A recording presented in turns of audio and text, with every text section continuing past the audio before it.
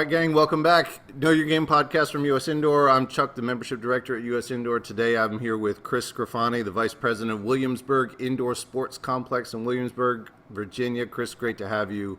We met just a few weeks ago. You were gracious enough to give me a tour of the facility and what's going on there now, some 20 years hence from when you opened the doors. So can you tell us a little bit about you and WISC and how that started and what the facility's like now? Sure. Um, we, my business partner and I, a soccer background, so we both played collegiately and professionally, and knew each other from the area. I went to William and Mary, so and he is born and raised in Williamsburg. So after talking and really just trying to figure out what we were going to do, after professional soccer ended, he had actually gone into a summer soccer camp business. So we started talking about indoor facility, and 3 years after our first conversation, we opened it up, and we opened it up kind of similar to a lot of indoor facilities out there. 2 indoor courts, one was turf, one was a sport court surface. And then we were goals to do soccer and inline hockey. There was a big following of inline hockey at the time. We had a karate dojo and a cafe. So it was pretty standard facility, and had this dream of if you build it, they will come. And we realized pretty quickly that you build it and then you bust your butt for a few years and are creative and figure out ways to bring in revenue, then maybe you'll make it. So we learned early on that we had to be pretty creative and figure out how to generate revenue for the facility. All right, and you were about 50,000 square feet originally, right? That was your original Yep. footprint? All right. Mm-hmm. And then just kind of the standard, like two side by sides with like a mezzanine in the middle, and yeah, nothing terribly fancy about the original Exactly. design, Yeah. right? Okay. All right, when we met last, you mentioned that before and after school programs were actually the reason that WISC is still in business. So can you tell us a little bit more about how that came about and kind of the genesis of that and how it's grown to where you are now?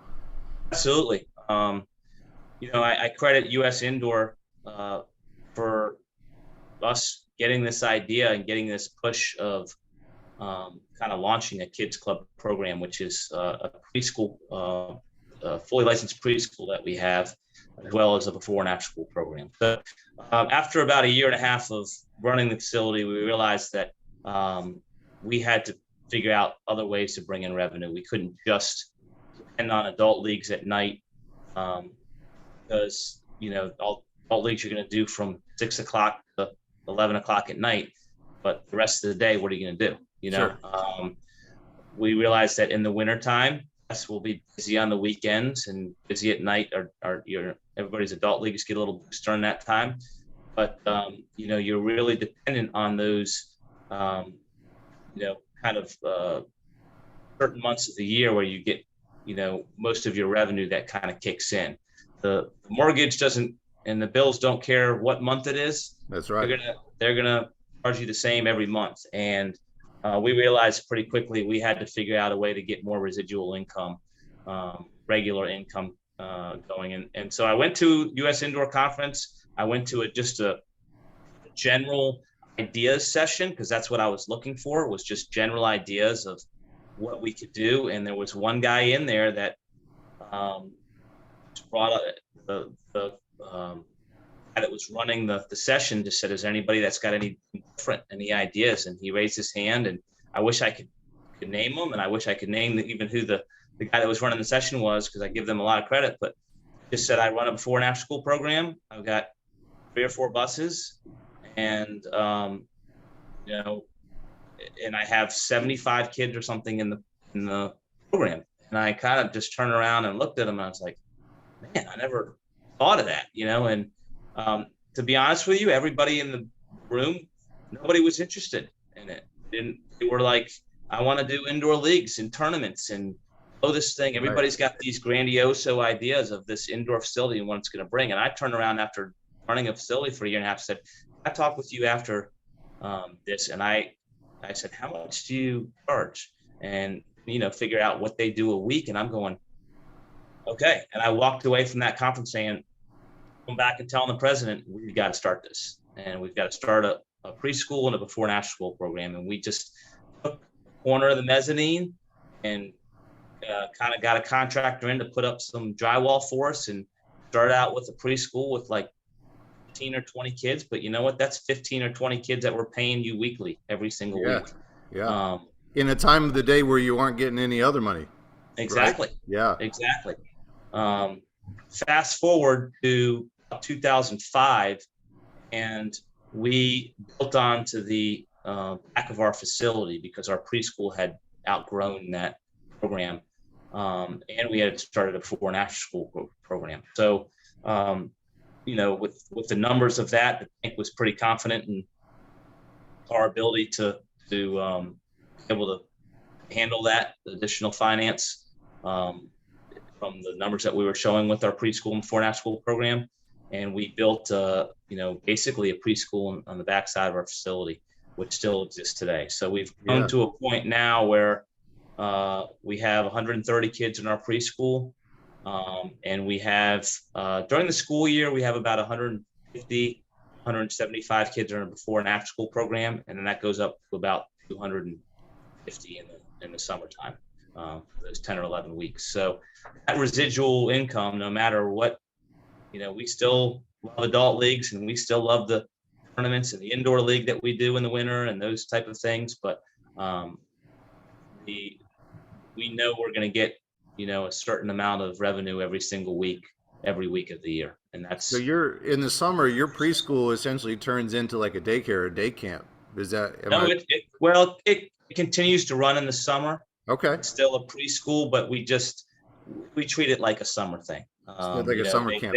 They don't have the curriculum that they do during the school year. They do some more fun things, and it's perfect for an indoor facility because they come over. We have an indoor playground upstairs. They come over and they use that. Yeah. They go use the indoor turf field. We ended up going down to one court, and I could go into all the different changes in the evolution of our facility as I explained to you in our meeting, but that would probably take another. Yeah, I think that's a whole other session. I think. Yeah. Yeah. In terms of like that initial investment, you come home from this conference, you got this great idea, and you're putting the numbers together. Be like, all right, we got to make an investment in the facility. Give me a ballpark of what that capital outlay was just to be able to even open the doors to start recruiting, right, to get licensed or whatever you needed to do to get people through the door. Did you have to hire somebody to be the director of that? Like how right. Did you tell me how that went? Fortunately for us, we had the president, Chris Haywood. His father was a minister for years in a local church, and and his mother helped run they have a preschool program at that church. So she kind of, had some insight on helping us launch it. She was never, the director or anything, but she basically helped lay the foundation that we needed to in place. So we hired a director, and then we just started, putting the word out there as far as hiring teachers. And we've had actually two teachers. One actually recently just left, and she left because she got a job 5 minutes from her house, but she was traveling an hour to come work every day, and she loved our facility. But we have had teachers for 17 years, 18 years in this program with us. So we've been fortunate in that respect. Hiring, as I can sure everybody can attest to, has been the biggest challenge for everybody recently, us included. So as far as the initial investment, we just had some capital from the upstart of the expansion of just going to the bank and trying to get some capital to build out the upstairs a little bit to make it look like a preschool. Sure. And once the numbers kind of started coming in, it was able to kind of run itself. And to the point where we like I had mentioned, we were able to give the bank the confidence that we could expand and support it. So the initial investment was just getting a director involved and somebody that knew about preschool and getting themselves educated in the licensing aspect of things, and making sure we kind of cross our T's and dot our I's and go through that. So Right. How many kids that first year? You remember? we probably started out with 15 or 20 kids, Okay.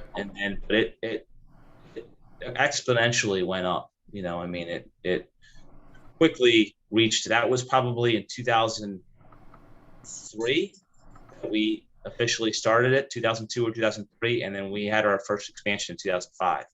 So we went from 20 some kids to a capacity of about 130, and we have been pretty consistent with sticking around that number over the last 17 years. That's awesome. 17 to 20. That's awesome. 20 years. And so just we're going to flash this on the screen, but just so you guys know, like this facility is not like in a commercial area. Like you guys are located out like in a city park, like kind of we're in the middle of a park. Yep. Yeah, like off the beaten path a little bit, and around it's a great location in terms of athletics, right? Like it's got fields all over the place. It's definitely a destination, but it's definitely not convenient for like parents to swing by and drop their kids off, right? So you got to be running a pretty good program if people are going out of their way, dropping their kids off there. And then, of course, you've got the buses that'll get them to school and from school as well. So now, 130 kids, you're servicing 9 or 10 schools now. Is that right? We typically, we basically just bus to the preschools. Okay. Not preschools, to the elementary schools. I'm sorry. We don't, we do some middle school stuff in the summer. Okay. During the school year, we just bus to the elementary schools. So we have, I think it's seven elementary schools, and we go to 5 of them right now. So, all right. So serving 5 schools. So that's for the before and after school program. Right. Right. For the preschool, they just drop their kids off in the morning and pick them up in the afternoon. Okay. So going back to your point of, we're right in the middle of a park.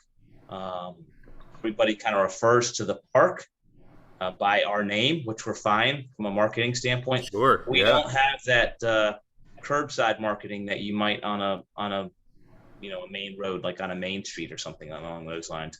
There are some advantages to what we have, though, is because the park that we're located in has 6 turf fields, stadium field, and another 4 pads, 4 grass pad fields, and it's literally right on our front doorstep. So we are able pool to back there too. I mean, there's a pool behind it as well. Yeah.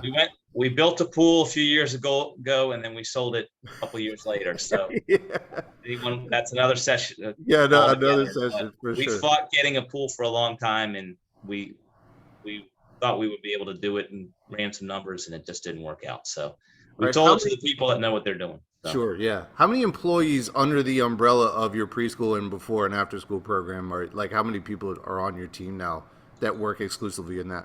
Full-time employees for preschool, before and after school program, we probably have about 18 to 20. Okay, So, wow. We have 7 classrooms in our preschool. So, basically a lead teacher and an assistant in each one. So that's 14 there right off the bat. And then you have a couple floaters. And then we have a director of our preschool, have a director of our before and after school program, a couple full times there. And then we have a kids club director that oversees both of the programs. So about 20 or so. Yeah, so this is not a small, like, this isn't like we're going to do this for a little bit of extra money. Like, this is 18 or 20 full-time employees is a whole other business that you're running out of that. And so that takes it, it's wise to hire a director, right? Because you guys can't run the whole property and be the director of a preschool and a before and after school program at the same time. That's just a recipe for disaster. Correct. So, like, on kind of a day-to-day or week-to-week basis, what are the kind of challenges you face in terms of logistics or, like, compliance? I mean, you've got a whole bunch of legal things that you got to worry about when you're dealing with kids. So, like, what are the headaches? Probably like any business. I mean, from a licensing standpoint, you have to make sure you have people in place that are organized, and we have to take courses on administering and medication, things of that nature. I mean, I took one myself, Sure.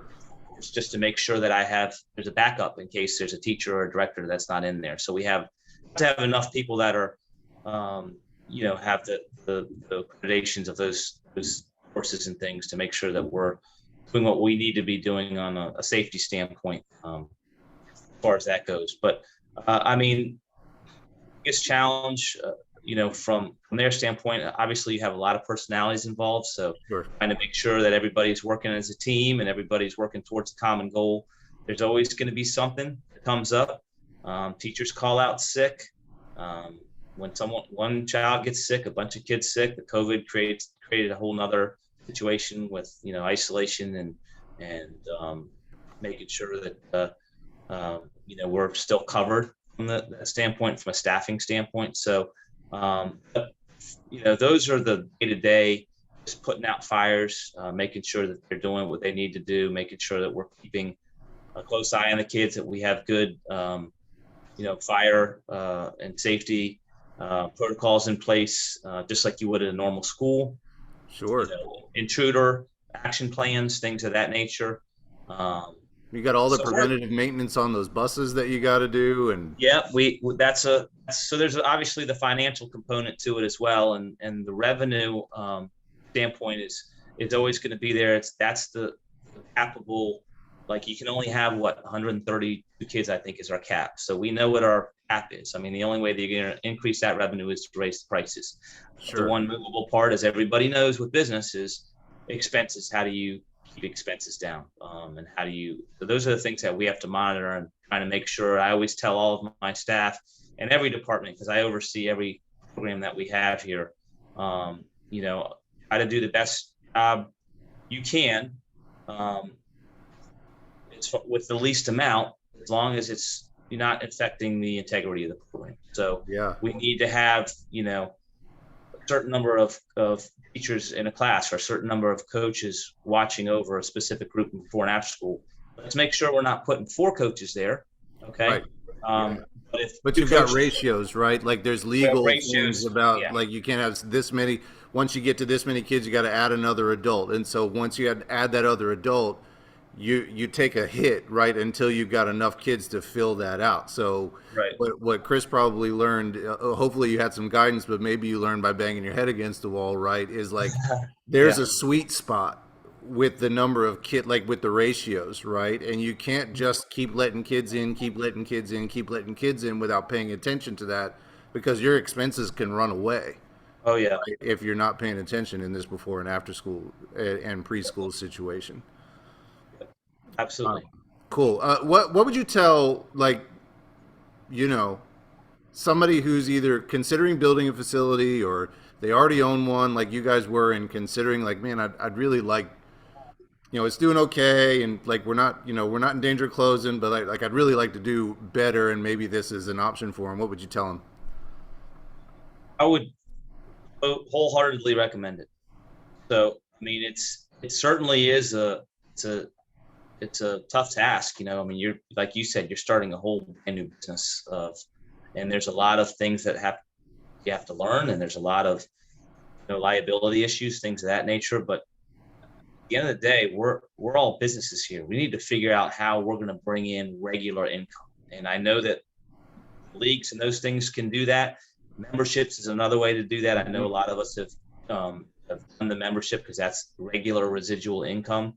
But a kids club before and after school program, I would highly recommend it. Me personally, and I don't tend to know that I know everything about other indoor facilities.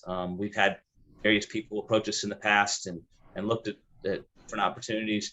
I personally probably would not get into it without a kids club program, because I know, I mean, it's 35% of our gross income, so and that's every single week. So the other stuff is just gravy to me now. Memberships and kids club is where we generate a large portion of our income. So if you went back to your 1997 self, right, and you guys were doing the designs for the building, would you have done this in the initial build out? Like, Absolutely. No, you just absolutely put the 7 rooms in or 8 rooms in or whatever it is we can do.